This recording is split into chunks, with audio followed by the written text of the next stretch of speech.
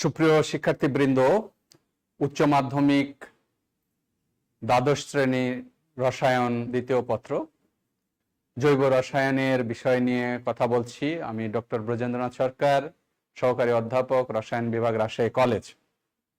সুপ্রিয় শিক্ষার্থীবৃন্দ, আমরা জৈব রসায়নের কিছু বিষয় আলোচিত হয়েছে, নামকরণ শেষে সমানতাও আলোচিত হয়েছে। আজকে আমি জৈব বিক্রিয়ার ঘটার জন্য যে জৈব যৌগে যে কার্বন কার্বন বন্ধন বিভাজন কিভাবে ঘটতে হয় সেই বিষয় নিয়ে আলোচনা করব। তো সুপ্রিয় শিক্ষার্থী বন্ধুরা, কথা না বাড়িয়ে আমি carbon carbon bond breaking in organic compound for occurring organic reactions এই বিষয়টি নিয়ে কথা বলবো। তো আমরা কথা না বাড়িয়ে সুপ্রিয় শিক্ষার্থী বন্ধুরা আমরা একটু চলে যাব। ওকে, এই স্লাইডটা আমরা দেখব। Carbon carbon bond breaking in organic compound. তোমরা খেয়াল করবে সুপ্রিয় শিক্ষার্থী বন্ধুরা, একটু খেয়াল করতে হবে যে আসলে জৈব রসায়নের যে জৈব বিক্রিয়াগুলো ঘটে সেই জৈব বিক্রিয়াতে জৈব যে অণুমূল যে জৈব যৌগ সেটাকে আমরা সাবস্ট্রেট বলি, আর তোমার যেটা জৈব অণুকে অ্যাটাক করে অ্যাটাকিং রিয়াজেন্ট বলি, আমরা সেটাকে বিকারক বলি। ওকে, আমরা একটু বোর্ডে একটু দেখে আবার এই স্লাইডটাতে আসবো। ওকে, দেখো আমি বলছি কি, ধরো আমি যে কোনো একটা জৈব রিয়াকশনটা দেখব। ধরো আমি বললাম যে CH3CH3 এটা হচ্ছে ইথেন। ওকে, এখন এর সাথে তোমার ক্লোরিনের বিক্রিয়া করব ইউভি বা সূর্যালোকের উপস্থিতিতে। ওকে, এখন এই বিক্রিয়াতে জৈব অণুর যে কার্বনের তোমার কার্বন হাইড্রোজেন কার্বন কার্বন সে বন্ড ব্রেকিং হবে আর এখানে ক্লোরিনটা ঢুকবে। এই জৈব অণুটাকে আমরা বলি সাবস্ট্রেট। সাবস্ট্রেট আর এটাকে বলি আমরা অ্যাটাকিং রিয়াজেন্ট। অ্যাটাকিং রিয়াজেন্ট বা বিকারক, আক্রমণকারী বিকারক। আর এটাকে বলছি সাবস্ট্রেট, জৈব অণুমূল জৈব অণু সাবস্ট্রেট, আক্রমণকারী বিকারক। তারপর প্রোডাক্ট, যেটাই হোক সেটা প্রোডাক্ট হতে পারে, প্রোডাক্টস হতে পারে। ঠিক আছে, তাহলে আমাদের এটা জানতে হবে যে আসলে সাবস্ট্রেট কাকে বলছি আর বিকারক কাকে বলছি। তাহলে মূল জৈব অণুটাকে আমরা বলছি সাবস্ট্রেট। এখন আমরা স্লাইডে আসব। ওকে, আমরা একটু স্লাইডটা দেখব। সুপ্রিয় শিক্ষার্থী বন্ধুরা একটু খেয়াল করো যে জৈব যৌগে কার্বন কার্বন বন্ড ব্রেকিংটা কিভাবে হয়। এখন এই জৈব যৌগে কার্বন কার্বন বন্ড ব্রেকিং দুই ভাবে ঘটে। একটাকে বলছি আমরা হোমোলাইটিক ফিশন, আরেকটাকে বলছি আমরা হেটারোলাইটিক ফিশন, অর্থাৎ সুষম বিভাজন, আর একটা হচ্ছে বিষম বিভাজন। এখন প্রথমে আমি আলোচনা আসব সুষম বিভাজন। কখন জৈব অণুর সুষম বিভাজন হয়, কার্বন কার্বন বন্ধনের সুষম বিভাজন হয়? যখন এখানে less difference between two covalent bond atoms, অর্থাৎ জৈব অণু তো সমযোজী বন্ধনে থাকে, সেই সমযোজী বন্ধনের এই কার্বনের সাথে ধরো আরেকটা কার্বন আছে অথবা কার্বনের সাথে অন্য একটা পরমাণু আছে, তাদের তড়িৎ ঋণাত্মকতার পার্থক্য নেই অথবা পার্থক্য খুব কম, সেই ক্ষেত্রে আসলে সাধারণত হোমোলাইটিক ফিশন হয়। আমরা উদাহরণ দেখব। হোমোলাইটিক ফিশন হলে সেখানে ফ্রি রেডিক্যাল তৈরি হয়। সুপ্রিয় শিক্ষার্থী বন্ধুরা আমরা একটু বোর্ডে যাব, আসলে সুষম বিভাজনটা কিভাবে ঘটছে আমরা এটা একটু দেখব। খেয়াল করো যে কার্বন কার্বন কার্বন কার্বন বন্ধন বিভাজন বিভাজন এক নাম্বার আমরা বলছি হোমোলাইটিক, হোমোলাইটিক বা সুষম, হোমোলাইটিক বা সুষম বিভাজন। এখন সুষম বিভাজন কি? এখানে হচ্ছে যে জৈব অণুর কার্বনের সাথে যে পরমাণু কার্বন হোক বা অন্য পরমাণু, সেখানে যে ইলেকট্রন শেয়ার আছে কোভ্যালেন্ট বন্ড হিসাবে, সেই শেয়ারকৃত ইলেকট্রন, ধরো আমি মনে করলাম যে এটা একটা জৈব অণু, ওকে, তাহলে এখানে এর একটা ইলেকট্রন, এর একটা ইলেকট্রন। এখন এই বন্ধনের বিভাজন যদি ওই ইলেকট্রন নিজ নিজ ইলেকট্রন নিয়ে বিভাজনটা হয়, তাহলে সেটাকে আমরা সুষম বিভাজন বলবো। যে দুইটা পরমাণুর মধ্যে একজোড়া ইলেকট্রন শেয়ার হয়ে বন্ধন আছে, সেই বন্ধনের ইলেকট্রন গুলো ওই স্ব পরমাণু নিয়ে বন্ধন বিভাজন হলো, তাহলে সেটাকে আমরা বলবো সুষম বিভাজন। এবং এই সুষম বিভাজনের জন্য কি তৈরি হয় সুপ্রিয় শিক্ষার্থী বন্ধুরা, সুষম বিভাজনের জন্য এই যেগুলো তৈরি হচ্ছে বিজোড় ইলেকট্রন সমৃদ্ধ পরমাণু বা মূলক, এগুলোকে আমরা বলি ফ্রি রেডিক্যাল। ফ্রি, তাহলে এটাকে বলছি আমরা কি ফ্রি রেডিক্যাল। ওকে, এখন দেখো তোমার এই ফ্রি রেডিক্যাল তৈরি হলো, আমরা একটা উদাহরণ দিই। কিভাবে? একটা উদাহরণ দিই, ধরো CH 3Cl, ঠিক আছে। এখন এখানে যে বন্ধন আছে কার্বন এবং ক্লোরিনের মধ্যে, সেখানে যদি সুষম বিভাজন হয়, যদি ঘটে, এখানে বিষম হতে পারে কিন্তু আমরা সুষম ধরছি, তাহলে সুষম হলে কি হবে? একটা হবে CH3, এখানে একটা ইলেকট্রন, প্লাস Cl, এটা একটা ইলেকট্রন, মাথার উপর দিলে হবে, পাশেও দিলে হবে। তাহলে এই যে ইলেকট্রন নিয়ে আসলো, তাহলে এটাকে আমরা বলবো methyl free radical. Methyl free radical.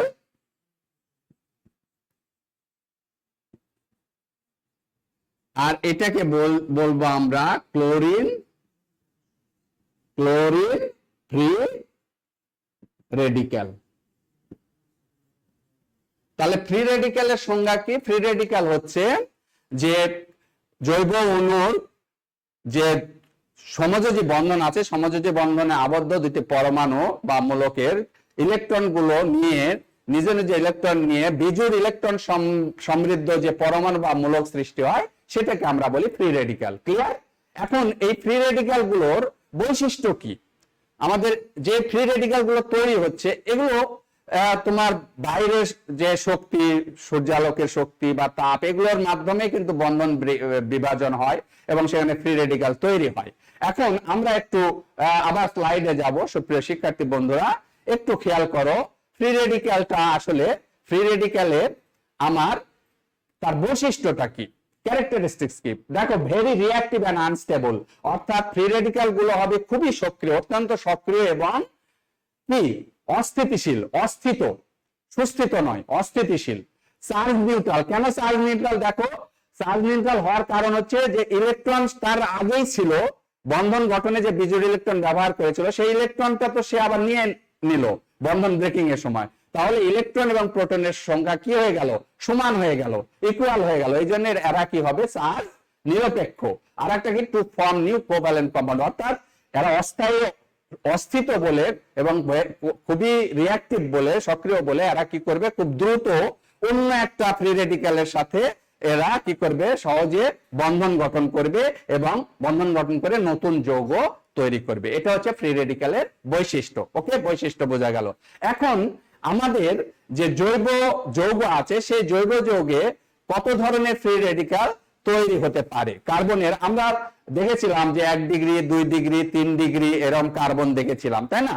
1 degree, 2 degree, 3 degree এবং 0 ডিগ্রি। 0 ডিগ্রি কোনটা? আমরা এখন এখানে আমি লিখেছি অর্ডার অফ স্ট্যাবিলিটি, অর্থাৎ ফ্রি রেডিক্যাল যেগুলো তৈরি হচ্ছে তাদের সুস্থিতির ক্রম, স্থিতিশীলতার ক্রম হচ্ছে 3 ডিগ্রি সুস্থিতি সবচেয়ে বেশি, তার চেয়ে কম 2 ডিগ্রি, তার চেয়ে কম 1 ডিগ্রি, তারপরে 0 ডিগ্রি। আর একটা হচ্ছে তোমার রিঅ্যাক্টিভিটি, যেটা সুস্থিতির ক্রম যেটা হবে তার বিপরীত ক্রম হবে তার সক্রিয়তার ক্রম, তাই না? সক্রিয়তা সবচেয়ে কম হচ্ছে 3 ডিগ্রি। এখন আমার প্রশ্ন হচ্ছে, কেন 3 ডিগ্রি ফ্রি রেডিক্যাল সবচেয়ে বেশি সুস্থিত হচ্ছে এবং 1 ডিগ্রি বা 0 ডিগ্রি ফ্রি রেডিক্যাল কেন সবচেয়ে বেশি অস্থিত হচ্ছে? তার রিঅ্যাক্টিভিটি কেন বেশি হচ্ছে এটা আমাদের একটু জানা দরকার। আমরা একটু বোর্ডে যাই, সুপ্রিয় শিক্ষার্থী বন্ধুরা, একটু বোর্ডে যাই। যে ফ্রি রেডিক্যাল তৈরি হলো, তোমরা একটু খেয়াল করবে বোর্ডটা। দেখো যে আমরা 3 ডিগ্রি ফ্রি রেডিক্যাল কাকে বলছি? দেখো কার্বন, এখানে আর আর এটা আর, এইটা এই রেডিক্যালটা হচ্ছে 3 ডিগ্রি কি কার্বন ফ্রি রেডিক্যাল। এটা 3 ডিগ্রি কেন? এই কার্বনের সাথে 3টা কার্বন পরমাণু যুক্ত। আমরা সরাসরি উদাহরণ হিসেবে দিতে পারি, ঠিক আছে? এখানে ধরো CH3 দিলাম, একটা উদাহরণ দিই। ধরো এখানে CH3 দিলাম, এটাও CH3 দিলাম, ওকে? তাহলে একটা, এটা 3টা কার্বনের সাথে যুক্ত, এই জন্য এই রেডিক্যালটা হচ্ছে 3 রেডিক্যালটা হচ্ছে 3 ডিগ্রি, ওকে? এখন এরপরে কি 2 ডিগ্রি। 2 ডিগ্রি তাহলে কোনটা হবে? তাহলে 2টা যুক্ত থাকবে, তাই না? আমরা 2টা যুক্ত দিলাম, CH3 CH3, 2 degree free radical, ওকে? তাহলে এখানে কি থাকবে? H, ওকে? আরেকটা কি? এটা 2 ডিগ্রি। আরেকটা কি? 1 ডিগ্রি।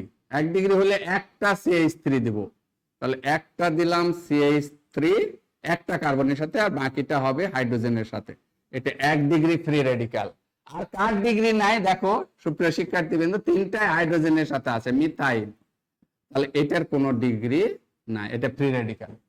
এখন বলেছি আমরা সুস্থিতির ক্রম হচ্ছে, সুস্থিতির ক্রম, সুস্থিতির বা স্ট্যাবিলিটির ক্রম, সুস্থিতির ক্রম, সুস্থিতির ক্রম হচ্ছে এটা সবচেয়ে বেশি এরকম।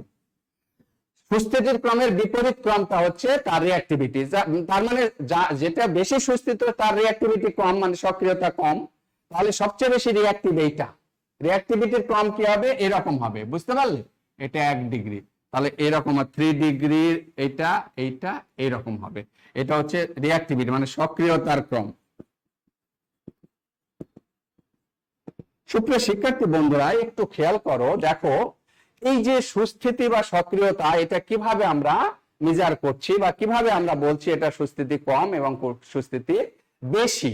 তো এর আগে আমার আরেকটা বিষয় জেনে আসতে হবে। দেখো এখানে 3টে অ্যালকাইল মূলক আছে, অ্যালকাইল মূলক যদি থাকে সেখানে হাইপার কনজুগেশন ইফেক্ট হয়। আমরা একটু স্লাইডে যাব, হাইপার কনজুগেশনটা দেখে এসে জিনিসটা আমি আবার বলবো। দেখো হাইপার কনজুগেশনটা কি? Hyper conjugation effect is a permanent effect in which localization of sigma electrons of CH bond of an alkyl group directly attached to an atom of the unsaturated system or to an atom with an unshared p orbital takes place. এর মানে কি? এর মানে হচ্ছে, আমি একটু বোঝার চেষ্টা করি, তোমরা খেয়াল করে দেখো যে এখানে অ্যালকাইল গ্রুপ আছে, অ্যালকাইল গ্রুপ থাকলে এখানে হাইপার কনজুগেশন হচ্ছে। তোমরা এখন একটু বোর্ড দেখবো, আমরা বোর্ড দেখবো। তাহলে হাইপার কনজুগেশন হচ্ছে কিভাবে সেটা দেখো। যে তোমার এত ইলেকট্রন এদিকে দানের প্রবণতা আছে অ্যালকাইল মূলকের, তাহলে এখানে দেখো আমি একটা একটু বোঝার চেষ্টা করি। এইচ এখন কি করে? এখান থেকে এখানে একটা ইলেকট্রন, এখানে একটা ইলেকট্রন, তাই না? এই ইলেকট্রন এখানে দিয়ে দেয়। আচ্ছা, এ হচ্ছে প্রোটন হিসাবে বের হতে চায়, তাহলে ইলেকট্রন দিল, ওই ইলেকট্রনটা তাহলে এটা 3 বার দিতে চায়, 3 থেকে 9 বার এই ঘটনাটা ঘটছে, তাহলে ওই ইলেকট্রনটা এর সাথে একটা বন্ডিং এ আসতে চায়। তাহলে দেখো এখানে যে ইলেকট্রনটা ছিল, ওই ইলেকট্রন একটা আসলো, হাইড্রোজেন যেটা ইলেকট্রনটা দিয়ে দিল, হাইড্রোজেন ওই ইলেকট্রন দিয়ে প্রোটন হিসাবে বের হয়ে গেল, তখন ওই ইলেকট্রনের সাথে এটা কি হলো? একটা তো আনস্যাচুরেটেড বন্ড, মানে দ্বিবন্ধন তৈরি করার মতো ঘটনা ঘটছে। তার মানে কি? এই ইলেকট্রনটা এখানে শেয়ারিং এর ঘটনা ঘটছে বলে এই 3 ডিগ্রিতে এরকম 9 বার এই ঘটনা ঘটবে, সবচেয়ে বেশি বার ঘটছে বলে এখানে হাইপার কনজুগেশন ইফেক্টটা সবচেয়ে বেশি বলে তখন এর সুস্থিতি বেশি, মানে এই ইলেকট্রনটা অন্যের সাথে শেয়ার করার প্রবণতা কম, তার মানে এর সুস্থিতি বেশি, এর সক্রিয়তা সবচেয়ে কম। সুপ্রিয় শিক্ষার্থী বন্ধুরা, আশা করি বিষয়টা বোঝা গেছে যে হাইপার কনজুগেশন ইফেক্ট, অ্যালকাইল মূলক যদি কার্বনের সাথে থাকে ওই কার্বনটা আনস্যাচুরেটেড থাকতে পারে, অথবা যদি সেখানে ইলেকট্রন থাকে বা ধনাত্মক আধান থাকে তখন এই ঘটনাটা বেশি ঘটে। দেখো ইলেকট্রন থাকার কারণে এই হাইড্রোজেন হাইপার কনজুগেশনের কারণে এইচটা প্রোটন হিসাবে চলে যেতে চাচ্ছে, তাহলে এইচ এর যে ইলেকট্রনটা আছে সেটা এই ইলেকট্রনের সাথে তখন দ্বিবন্ধনে যুক্ত হওয়ার প্রবণতা আছে। তার মানে কি এই ইলেকট্রনটা তখন দানের অন্যের সাথে মানে শেয়ার করে যৌগ গঠনের একটা প্রবণতা কমে যাচ্ছে, তার মানে তার সুস্থিতি বাড়ছে, তার মানে সে নিজে ওই ইলেকট্রনটাকে ক্যাপচার করছে হাইপার কনজুগেশন দ্বারা, ফলে সুস্থিতি বেশি, তার রিঅ্যাক্টিভিটি কম। ওকে, আমার মনে হয় আমি বোঝাতে পেরেছি। এরপরে এটা সুষম বিভাজনে যে ফ্রি রেডিক্যাল তৈরি হলো, তাহলে 3 ডিগ্রি কার্বন ফ্রি রেডিক্যালের সুস্থিতি সবচেয়ে বেশি এবং তার রিঅ্যাক্টিভিটি সবচেয়ে কম। দেখো এটা কার কারণে? এই অ্যালকাইল গ্রুপের কারণে। দেখো এখানে 2টা অ্যালকাইল গ্রুপ, এখানে একটা, তাহলে এখানে 3 বার হাইপার কনজুগেশন হবে, এখানে 3 দুগুণে 6 বার হবে, এখানে 9 বার হবে, তার মানে এর সুস্থিতি বেশি। আর এখানে হাইপার কনজুগেশন হবে না, কারণ এখানে ওই কার্বন যে ফ্রি রেডিক্যাল তার সাথে অ্যালকাইল মূলক নাই, সো এখানে হাইপার কনজুগেশন ইফেক্ট নাই বলে এই ইলেকট্রনটা তখন সে দ্রুত অন্যকে দান করে বা অন্যের সাথে শেয়ার করে যে নতুন যৌগ গঠন করতে চাইবে, আর এই জন্য এর সক্রিয়তা সবচেয়ে বেশি। আমার মনে হয় এই জিনিসটা ক্লিয়ার হয়েছে। নেক্সট স্লাইডে একটু যাব। সুপ্রিয় শিক্ষার্থী বন্ধুরা, আমি হাইপার কনজুগেশনটা বুঝিয়েছি। এরপরে তোমার এটা দেখো এই ঘটনাটা কার্বোক্যাটায়নের মধ্যেও ঘটে, এবং সেই কার্বন ক্যাটায়নের কিভাবে ঘটে হাইপার কনজুগেশনটা, আমরা কার্বোক্যাটায়ন কিভাবে ফরমেশন হচ্ছে সেটা একটু আবার দেখে নিব। আমরা একটু তারপরে স্লাইড, হ্যাঁ, হেটারোলাইটিক ফিশনটা দেখি, ফিশন দেখে তারপর এই হাইপার কনজুগেশন ইফেক্টটা আবার আমরা বলছি। দেখো সুপ্রিয় শিক্ষার্থী বন্ধুরা, আমরা বলেছিলাম কার্বন কার্বন বন্ড ব্রেকিং 2 ধরনের হয়। একটা হচ্ছে হোমোলাইটিক ফিশন, মানে সুষম বিভাজন। এই সুষম বিভাজনের জন্য কি হচ্ছে? ফ্রি রেডিক্যাল তৈরি হচ্ছে, কার্বন ফ্রি রেডিক্যাল তৈরি হচ্ছে, এবং ফ্রি রেডিক্যালের আমি বৈশিষ্ট্য বলেছি, কিভাবে তৈরি হচ্ছে বলেছি, এবং 3 ডিগ্রি 2 ডিগ্রি 1 ডিগ্রি 1 ডিগ্রি এবং 0 ডিগ্রি ফ্রি রেডিক্যাল গুলোতে তোমার কিভাবে তাদের সক্রিয়তা কমছে বাড়ছে সেগুলো আমরা দেখেছি। এখন দেখো যে হেটারোলাইটিক ফিশন মানে হচ্ছে যখন কার্বনের সাথে যুক্ত অন্য একটা পরমাণু বা মূলক সেখানে তড়িৎ ঋণাত্মকতার পার্থক্য বেশি থাকে, তখন এটা greater difference between 2 covalent bond atoms, difference of electronegativity difference হবে। এখানে একটু মিস্টেকস হয়েছে, মানে তড়িৎ ঋণাত্মকতার পার্থক্য যখন অনেক বেশি হয় তখন এখানে সুষম বিভাজন না হয়ে বিষম বিভাজনের ঘটনা ঘটতে পারে। সেখানে কি কার্বনের চেয়ে অধিক তড়িৎ ঋণাত্মক মৌল তার সাথে যুক্ত থাকতে পারে, অথবা কার্বনের চেয়ে অধিক তড়িৎ ধনাত্মক মৌল যুক্ত থাকতে পারে। দুই ক্ষেত্রেই বিষম বিভাজন ঘটতে পারে। যদি কার্বনের চেয়ে অধিক তড়িৎ ঋণাত্মক মৌল কার্বনের সাথে যুক্ত থাকে, তাহলে সে ইলেকট্রন নিয়ে চলে যায় বলে কার্বনটা পজিটিভ চার্জ হবে, তখন সেখানে কার্বোক্যাটায়ন বা কার্বনিয়াম আয়ন তৈরি হবে। আর যদি কার্বনের চেয়ে অধিক তড়িৎ ধনাত্মক মৌল যুক্ত থাকে, সেখানে কার্বন ইলেকট্রন নিবে আর তড়িৎ ধনাত্মক ইলেকট্রন ছেড়ে দিয়ে যাবে, তখন সেটা কার্বো অ্যানায়ন হবে। সুপ্রিয় শিক্ষার্থী বন্ধুরা, আমি একটু বোর্ডে যাব, আমরা বোর্ডে একটু খেয়াল করব। বোর্ডে খেয়াল করলে বিষয়টা বুঝতে পারবে। তোমরা খেয়াল করো, আমরা একটু দেখে নিই সুস্থিতির ক্রম, এগুলো লেখা থাক, আমি কিভাবে কার্বোক্যাটায়ন তৈরি হচ্ছে দেখো। তাহলে 2 নাম্বারটা হচ্ছে হেটারোলাইটিক, মানে বিষম বিভাজন। বিষম বিভাজন, এখন বিষম বিভাজন কি হচ্ছে, যে ধরো আমি সরাসরি উদাহরণে যাই। বিষম বিভাজনে 1 নাম্বার তৈরি হয় কার্বনিয়াম আয়ন, কার্বনিয়াম আয়ন অথবা কার্বোক্যাটায়ন, কার্বোক্যাটায়ন। ওকে, সেটা কিভাবে তৈরি হচ্ছে আমরা এখানে দেখিয়ে দিই। ধরো এখানে আছে CH3, এখানে আছে F বা Cl। ওকে, Cl দিই, তাহলে এ কি করবে? অধিক তড়িৎ ঋণাত্মক বলে ইলেকট্রনটা শেয়ারকৃত ইলেকট্রন টেনে নিবে। টেনে নিলে এখানে কি হয়? CH3 প্লাস আর Cl মাইনাস। তাহলে এই যে কার্বনের সাথে অধিক তড়িৎ ঋণাত্মক মৌলের বন্ধন বিভাজনের সময় অধিক তড়িৎ ঋণাত্মক মৌল ইলেকট্রন টেনে নিয়ে ঋণাত্মক চার্জ হয়, আর কার্বন পরমাণুটি ধনাত্মক চার্জ হয়। এই ধনাত্মক চার্জ সম্বলিত কার্বনকে বলা হয়, কার্বন আয়নকে বলা হচ্ছে, এই জৈব আয়নকে বলা হচ্ছে কার্বোক্যাটায়ন। ধনাত্মক চার্জ সমৃদ্ধ জৈব আয়নকে বলা হচ্ছে কার্বনিয়াম আয়ন। তাহলে এটা কার্বনিয়াম আয়ন আর এটা অ্যানায়ন নরমালি। তাহলে এই কার্বনিয়াম আয়ন বা কার্বোক্যাটায়ন এটাও 3 প্রকার হবে। তোমরা অবশ্যই জানো যে 3 ডিগ্রি, 2 ডিগ্রি, 1 ডিগ্রি। আমরা বডি দেখব। এখন আরেকটা কিভাবে তৈরি হচ্ছে সেটা আমরা আগে দেখে নিই। আরেকটা হচ্ছে কার্বানায়ন, ঠিক আছে, অ্যানায়ন, কার্বানায়ন। অ্যানায়নটা কিভাবে হচ্ছে দেখো, আমার ধরো এইরকম আছে CH3Li, লিথিয়ামের সাথে মিথাইল লিথিয়াম, তাহলে এটা অধিক তড়িৎ ধনাত্মক, এটার ইলেকট্রন টানবে না, বরং এর দিকে ইলেকট্রন ছেড়ে দিবে।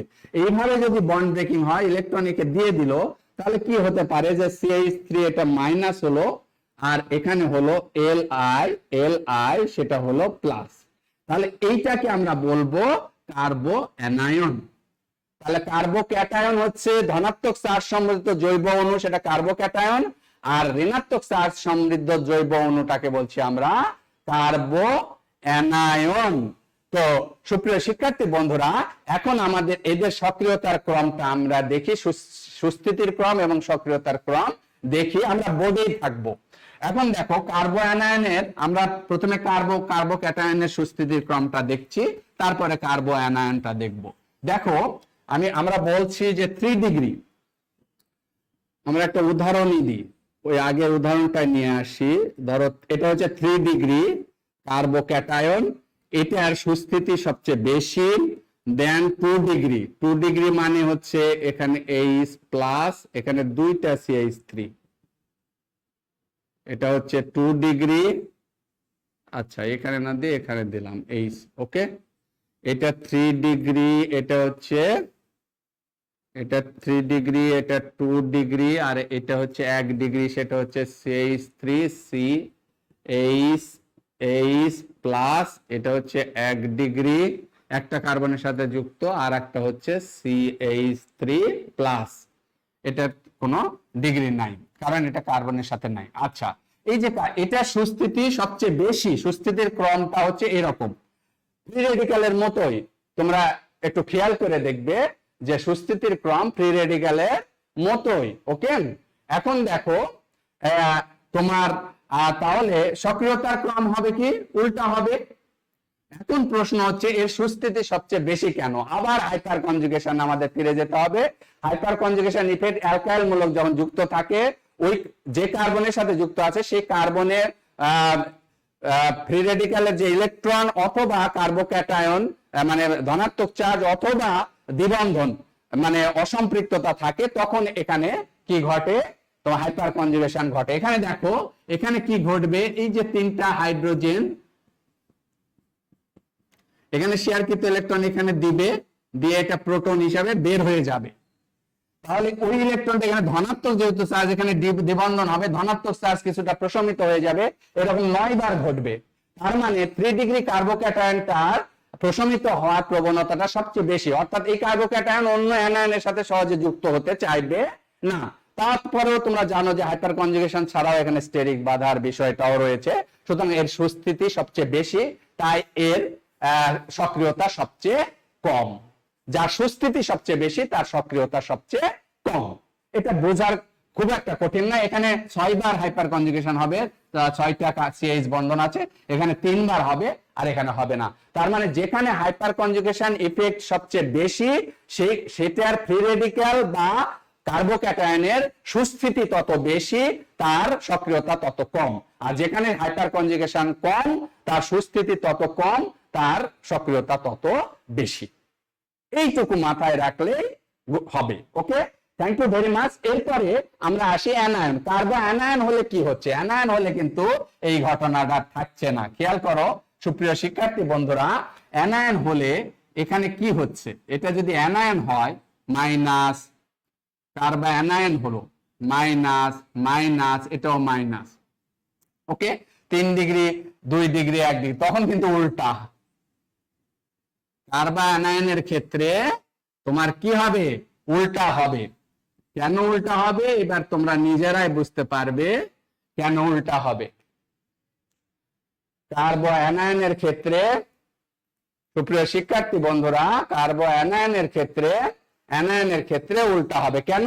এখানে হাইপার কনজুগেশন ইফেক্টটা কার্যকর হচ্ছে না, বরং এই ইলেকট্রন যখন দিবে কার্যকর, এখানে ওই ইলেকট্রনটা, এখানে ইলেকট্রনের ঘনত্বটা আরো বেড়ে যাবে, অর্থাৎ 3 ডিগ্রিতে এখানে নেগেটিভ চার্জ আছে, ইলেকট্রন আসবে, নেগেটিভ চার্জের কারণে এখানে নেগেটিভ চার্জের ডেনসিটিটা বেড়ে যাবে। নেগেটিভ চার্জের ডেনসিটি যত বেড়ে যাবে তার তার সুস্থিতি তত কমে যাবে, অর্থাৎ সে তত বেশি রিঅ্যাক্টিভ হয়ে যাবে, অন্য পজিটিভ চার্জের সাথে খুব দ্রুত সে যুক্ত হতে চাইবে। এই জন্য 3 ডিগ্রি কার্বা অ্যানায়ন সবচেয়ে কম সুস্থিত এবং তার সক্রিয়তা সবচেয়ে বেশি। তাহলে অ্যানায়নের ক্ষেত্রে ফ্রি রেডিক্যাল এবং কার্বোক্যাটায়নের ক্ষেত্রে একই নিয়মে তাদের পরিবর্তনটা ঘটছে, অর্ডারটা চেঞ্জ হচ্ছে, বাট এটার ক্ষেত্রে নিয়মটা কি বিপরীত। কার্বোক্যাটায়নের বিপরীতটা হচ্ছে কার্বো অ্যানায়ন। তো সুপ্রিয় শিক্ষার্থী বন্ধুরা, আমার মনে হয় ফ্রি রেডিক্যাল, কার্বোক্যাটায়ন এবং কার্বো অ্যানায়ন এই তিনটা বিষয়ে তোমাদের কাছে ক্লিয়ার হয়েছে। এখন আবার আমরা একটু স্লাইডে যাব, স্লাইডটা একটু খেয়াল করব, এখানে আসি। এই স্লাইডটা একটু খেয়াল করো সুপ্রিয় শিক্ষার্থী বন্ধুরা, তোমরা নিশ্চয় স্লাইডে দেখতে পাচ্ছ attacking reagent and their function. এখন আমি আগেই বলেছি প্রথম দিকে যে অর্গানিক রিয়াকশন ঘটার সময় অর্গানিক কম্পাউন্ড যেটা, সেই মূল যৌগকে আমরা বলি কি সাবস্ট্রেট, আর সাবস্ট্রেটের সাথে যেটা এসে যুক্ত হয় বা তার সাথে রিয়াকশনে যায় সেটাকে আমরা বলি অ্যাটাকিং রিয়াজেন্ট বা আক্রমণকারী বিকারক। তাহলে আক্রমণকারী বিকারক হলো সেই বিকারক যেটা জৈব অণুর সাথে বিক্রিয়ায় অংশগ্রহণ করে বা জৈব অণুকে আক্রমণ করে এবং তারপরে জৈব অণুর মধ্যবর্তী অবস্থা বা অবস্থান্তর অবস্থা সৃষ্টি হয়, তারপর সেটা উৎপাদে পরিণত হয়। তোমরা নিশ্চয় স্লাইডে দেখতে পাচ্ছ এক্স ওয়াই একটা সাবস্ট্রেট, অর্থাৎ এটা জৈব অণু, আর জেডটা হচ্ছে অ্যাটাকিং রিয়াজেন্ট, অর্থাৎ এই জৈব অণুকে সে অ্যাটাক করবে, করার পর এখানে একটা মধ্যবর্তী অবস্থা, অস্থায়ী অবস্থা বা এটাকে আমরা ট্রানজিশন স্টেট বলি বা মিডল কমপ্লেক্স আনস্টেবল স্টেট, এরকম অনেক নাম দেওয়া হয়েছে। এটার পরে কি হচ্ছে product xz plus Y minus plus এরকম হতে পারে। এখন দেখো এখানে এক্স ওয়াই কে বলছে অর্গানিক কম্পাউন্ড যাকে সাবস্ট্রেট মলিকুল বলা হচ্ছে এবং জেড কে অ্যাটাকিং রিয়াজেন্ট বলা হচ্ছে, আর এখান থেকে ফাইনালি ট্রানজিশন স্টেট বা আনস্টেবল কমপ্লেক্স কম্পাউন্ড স্টেট তৈরি হচ্ছে, নেক্সট প্রোডাক্ট বা প্রোডাক্টস তৈরি হচ্ছে। তাহলে সুপ্রিয় শিক্ষার্থী বন্ধুরা, তোমরা বুঝতেই পারছো যে অর্গানিক রিয়াকশন, যত রিয়াকশন তুমি দেখবা, মেকানিজম দেখবা, সেখানে কিন্তু মূল বিষয় হচ্ছে মূল যে জৈব অণু তাকে আমরা সাবস্ট্রেট বলবো, আর যেটা এসে তার সাথে বিক্রিয়া অংশগ্রহণ করবে সেই অপর অণুটাকে বলবো বা আয়ন বা পরমাণু যেটাই হোক সেটাকে বলবো আমরা কি অ্যাটাকিং রিয়াজেন্ট। আচ্ছা, এখন এই আক্রমণকারী বিকারকটা কত প্রকারের হতে পারে? আক্রমণকারী বিকারকটা 2 প্রকারের হতে পারে। সুপ্রিয় শিক্ষার্থী বন্ধুরা, তোমরা একটু খেয়াল করবে, এই স্লাইডটা একটু ভালো করে খেয়াল করবে যে দেখো আক্রমণকারী বিকারক হচ্ছে 2 প্রকারের, একটা হচ্ছে ইলেকট্রোফিলিক রিয়াজেন্ট আর ইলেকট্রোফাইলস, আরেকটাকে বলি আমরা নিউক্লিওফিলিক রিয়াজেন্ট আর নিউক্লিওফাইলস। তাহলে আক্রমণকারী বিকারক 2 রকম সৃষ্টি হতে পারে। সেটা কি, আমরা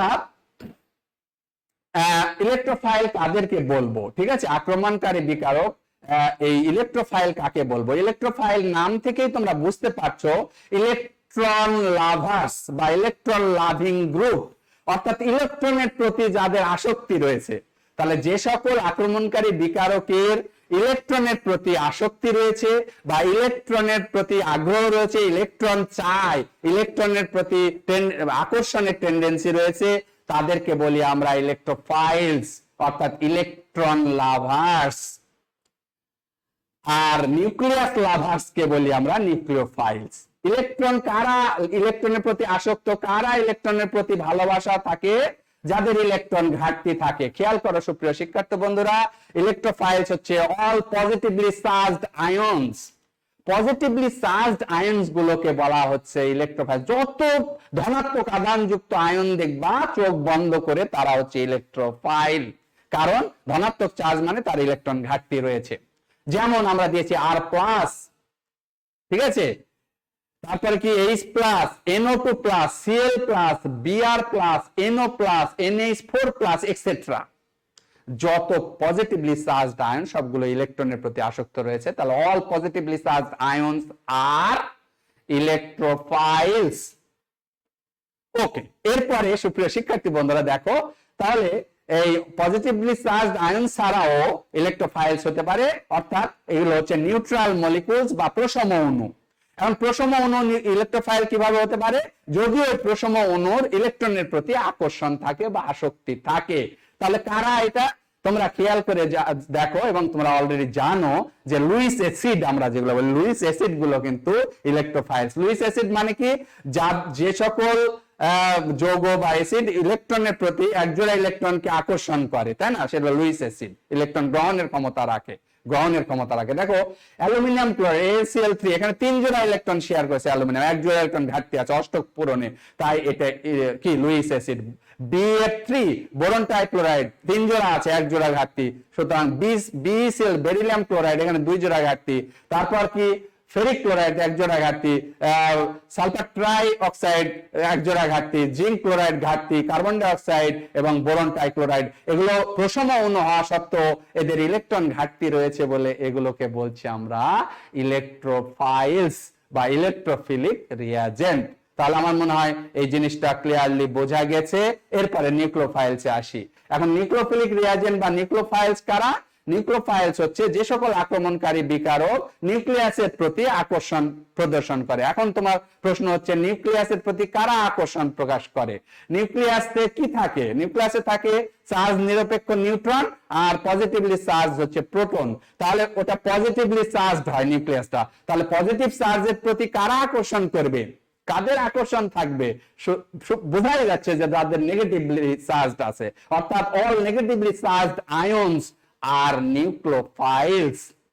তাহলে ইলেকট্রোফাইলস এর বিপরীতে হবে নিউক্লিওফাইলস, তাই কিনা সুপ্রিয় শিক্ষার্থী বন্ধুরা? খেয়াল করো যে নেগেটিভলি চার্জড আয়নস যেমন আর মাইনাস হতে পারে, আমরা একটু আগে দেখলাম কার্বায়ন হয়, কার্বোক্যাটায়নও হয়। তাহলে R minus CN minus, R O minus alkoxide ion, Cl minus chloride ion, Br minus, R C double O minus, BH boron tetrahydride ion, BH4 minus etcetera.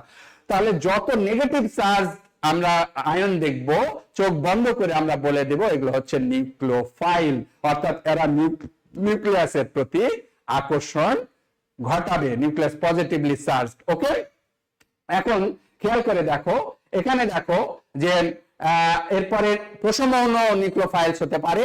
সেটা কি হয়?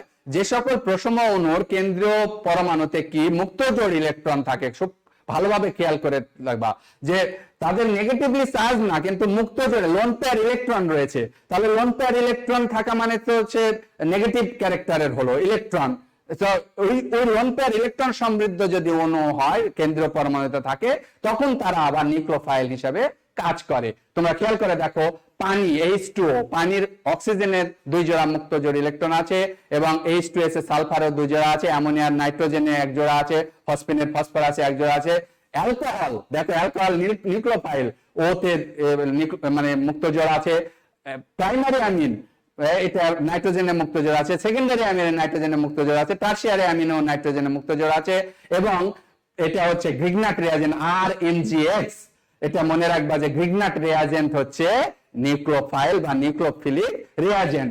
আমরা একটু বোর্ডে কথা বলে আমরা আজকে শেষ করব, আমি এই পর্যন্ত। এর পরের লেকচার যাবে জৈব বিক্রিয়ার প্রকারভেদের মধ্যে। আমি শুধু এই ইলেকট্রোফাইল এবং নিউক্লিওফাইলটা একটু একটা বোর্ডে একটু দেখিয়ে দিয়ে আমি আজকে আমার লেকচারটা শেষ করব। সুপ্রিয় শিক্ষার্থী বন্ধুরা, খেয়াল করো যে কেন্দ্রাকর্ষী বিকারক এবং ইলেকট্রন আকর্ষী বিকারক তোমরা একটু খেয়াল করো। ধরো তোমার এটা হচ্ছে কি কার্বনিল মূলক, কার্বনিল মূলকের সাথে ধরো আমার HCN এর বিক্রিয়া ঘটাবো।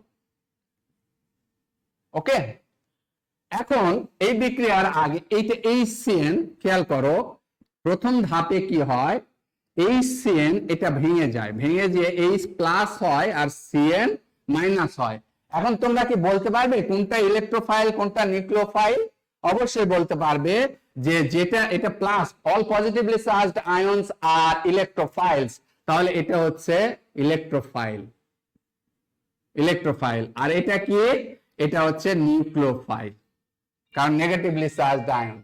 ওকে, তৈরি হলো। এখন এই যে সি ডাবল বন্ড ও, তোমরা খেয়াল করে দেখো কার্বন অক্সিজেনের তড়িৎ ঋণাত্মকতার পার্থক্য অনেক। সুতরাং এই যে পাই ইলেকট্রন, এটা পাই ইলেকট্রন এ টানে, পাই আর সিগমার মধ্যে পাই টানলে এখানে কি ঘটে, এরকম হয়। তাহলে ইলেকট্রন নিল, এটা নেগেটিভলি চার্জড আর এটা হলো কি পজিটিভলি চার্জড। ওকে, বা আমি পুরোটাই দেখালাম নেগেটিভ পজিটিভ চার্জ। ওকে, এইটা। এখন দেখো এই যে কার্বন, এটা কার্বোক্যাটায়ন তৈরি হয়ে গেল, এখানে তড়িৎ ঋণাত্মকতা পার্থক্যের কারণে কার্বনটা পজিটিভলি চার্জ হলো। এখন এই পজিটিভলি চার্জ কার্বন, কার্বনের সাথে কে আগে যুক্ত হবে তার অনুসারে তার নামকরণ হবে। এটাকে আমরা দেখো, এটা পজিটিভ চার্জ, এই যে এই পজিটিভলি চার্জের সাথে সিএনটা আগে এসে কি হবে, যুক্ত হবে, তাই না? এই জন্য এটাকে আমরা বলি কিন্তু nucleophile, nucleophilic substitute, nucleophilic addition reaction, মানে নিউক্লিওফিলিক সংযোজন বিক্রিয়া। দেখো এখানে এসে যুক্ত হলে এখান থেকে কি তৈরি হলো, তোমার তৈরি হলো এরকম সি ও মাইনাস, এখানে সিএন, এরকম হলো, তাই না, সিএন। ওকে, এখন এই যে ও মাইনাস হলো, তার সাথে কি যুক্ত হবে, এই যে এইচ প্লাস, এইচ প্লাস এসে যখন যুক্ত হবে তখন এখানে এইচ প্লাস আর এ মাইনাস, এটা এই যৌগটা হয়ে গেল। তার মানে কি, এটা প্রথম যুক্ত হচ্ছে, এটা প্রথম যুক্ত হচ্ছে কে, সিএন মাইনাস। এই জন্য এটা কিন্তু কেন্দ্রাকর্ষী সংযোজন বিক্রিয়া, কার সাথে, কার্বনের ধনাত্মক চার্জ মানে ক্যাটায়নের সাথে। তাহলে দেখো নিউক্লিওফাইল এবং ইলেকট্রোফাইল সংযোজন বিক্রিয়ার সময় এটা হতে পারে, প্রতিস্থাপন বিক্রিয়ার সময়, ইলেকট্রন আকর্ষী প্রতিস্থাপন, ইলেকট্রন সংযোজন, এগুলো বিক্রিয়ার সময়। কিন্তু নিউক্লিওফাইল কখন যুক্ত হচ্ছে, ইলেকট্রোফাইল কখন যুক্ত হচ্ছে, যদি ইলেকট্রোফিলিক রিয়াজেন্ট বা ইলেকট্রোফাইলটা আগে যুক্ত হতো তাহলে ওটাকে ইলেকট্রোফিলিক অ্যাডিশন রিঅ্যাকশন বলতাম, আর নিউক্লিওফাইলটা এখানে আগে যুক্ত হয়েছে বলে এটাকে বলবো আমরা নিউক্লিওফাইল অ্যাডিশন রিঅ্যাকশন। নেক্সট ক্লাসে আমাদের জৈব বিক্রিয়ার যে প্রকারভেদ, 4 প্রকারের জৈব বিক্রিয়া আছে, সেটা নিয়ে আলোচনা হবে। আশা করি তোমরা এই আলোচনাগুলোর সাথে সাথে তোমরা এই বিষয়গুলো শেষ করবে। জৈব বিক্রিয়া এবং তার কৌশল, 4 প্রকারের বিক্রিয়া, সেটা নেক্সট ক্লাসে আলোচনা করা হবে। তো সুপ্রিয় শিক্ষার্থী বন্ধুরা, আজকে আমি এই পর্যন্ত আলোচনা রাখছি। আশা করি তোমরা আজকের এই আলোচনা থেকে অনেক উপকৃত হবে। এবং আজকে আমি একটু রিভিউ করি, আমি পড়িয়েছি কার্বন কার্বন বন্ধন বিভাজন, সেটা 2 প্রকারের হয়, সুষম বিষম। সুষম বিভাজনের ফলে ফ্রি রেডিক্যাল তৈরি হয়, তার বৈশিষ্ট্য কি এবং তার স্থায়িত্বের ক্রম, সক্রিয়তার ক্রম, এটা বলেছি। আর বিষম বিভাজনের ফলে 2 ধরনের কার্বনের আয়ন তৈরি হয়, একটা কার্বোক্যাটায়ন ধনাত্মক চার্জযুক্ত, একটা কার্বো অ্যানায়ন। কার্বোক্যাটায়ন গুলোর সক্রিয়তার ক্রম বলেছি, স্থায়িত্বের ক্রম বলেছি। কার্বো অ্যানায়ন গুলোর সক্রিয়তার ক্রম, স্থায়িত্বের ক্রম বলেছি। কোনটাকে 3 ডিগ্রি বলি, কোনটা 2 ডিগ্রি, কোনটা 1 ডিগ্রি, কোনটা ডিগ্রি নাই, সেগুলো আমরা আলোচনা করেছি। হাইপার কনজুগেশন নিয়ে পরিষ্কার ধারণা দিয়েছি এবং সেই ব্যাখ্যা দিয়েছি। এবং লাস্টে আমি পড়ালাম যে অ্যাটাকিং রিয়াজেন্ট অর্থাৎ আক্রমণকারী বিকারক, জৈব বিক্রিয়ায় সাবস্ট্রেট অণুকে যেটা আক্রমণ করে সেটা আক্রমণকারী বিকারক। এটা 2 প্রকারের হয়, একটাকে বলি আমরা ইলেকট্রোফাইলস বা ইলেকট্রোফিলিক রিয়াজেন্ট, আর একটা বলি নিউক্লিওফাইলস বা নিউক্লিওফিলিক রিয়াজেন্ট, সেটা কেন্দ্রাকর্ষী বিকারক। এই ইলেকট্রোফাইলস কারা এবং নিউক্লিওফাইলস কারা সেগুলো কিন্তু আমি পরিষ্কারভাবে ধারণা দিয়েছি। আশা করি তোমরা এই বিষয়গুলো বুঝতে পেরেছো। তো সকলে সুস্থ থাকবে, ভালো থাকবে, সকলকে আন্তরিক ধন্যবাদ।